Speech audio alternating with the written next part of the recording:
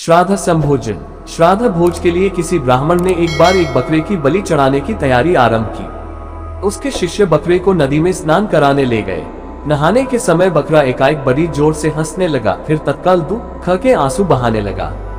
उसके विचित्र व्यवहार से चकित होकर शिष्यों ने उससे जब ऐसा करने का कारण जानना चाहा तो बकरे ने कहा कि कारण वह उनके गुरु के सामने ही बताएगा।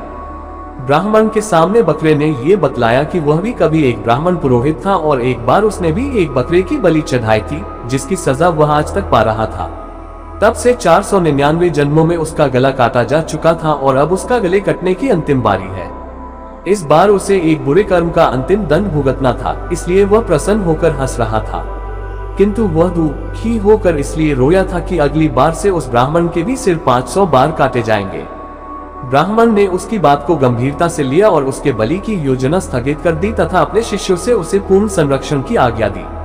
किंतु बकरे ने ब्राह्मण से कहा कि ऐसा संभव नहीं था, क्योंकि कोई भी संरक्षण उसके कर्मों के विपाक को नष्ट नहीं कर सकते, क्योंकि कोई भी प्राणी अपने कर्मों से मुक्त नहीं हो सकता। जब शिष्यगण उस बकरे को लेकर उसे यथोचित स्थान पर पहुंचाने जा रहे थे, तभी रास्ते में किनारे एक पेड़ की शाखा पर नर्म नर्म पत्तों को देख ज्यों ही बकरे ने अपना सिर ऊपर किया, तभी एक वज्रपात हुआ और पेड़ के ऊपर पहाड़ी पर स्थित एक बड़े चट्टान के कई टुकड़े छिटके। एक बड़ा टुकड़ा उस बकरे के सिर पर इतनी जोर से आ लगा कि पलक झपकते ही उसका सिर धड़ से अलग हो गया।